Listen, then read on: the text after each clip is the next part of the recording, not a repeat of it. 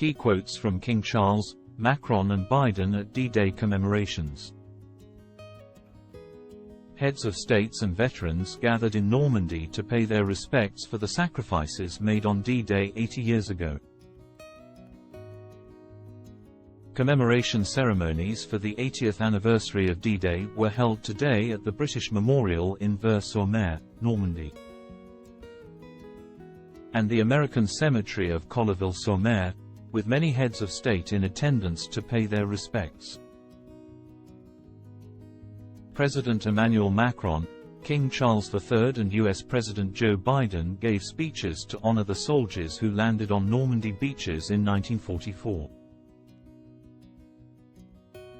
We share some of the key quotes from those speeches.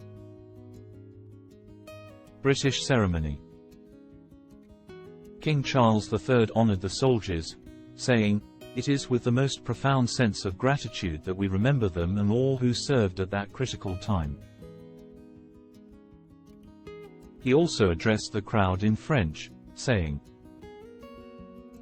"Ce mémorial rend également un hommage particulier à la plus grande tragédie du débarquement. Le nombre inimaginable de civils français qui sont morts dans cette bataille commune pour la liberté." This memorial also pays special tribute to the greatest tragedy of the D-Day landings. The unimaginable number of French civilians who died in this joint battle for freedom. Read more. Niece's moving D-Day journey for her UK veteran Uncle Bill.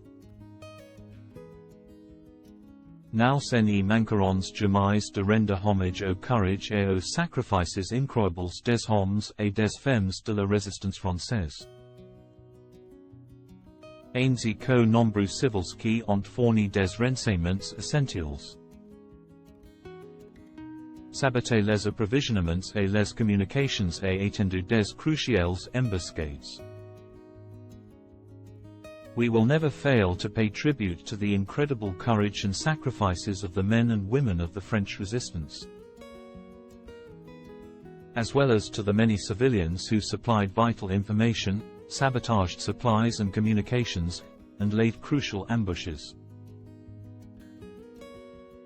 Macron spoke in English, thanking King Charles and Queen Camilla for their presence, saying it means a lot for our veterans here today and for us.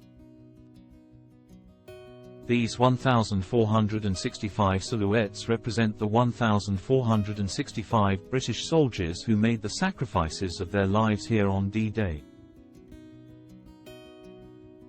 I know that these 1,465 soldiers are your brothers in arms and that you remember them, he continued, addressing the few dozens of UK veterans present. Nobody here in France and in Normandy can forget their sacrifice, and your presence, here today with us, is such an important thing.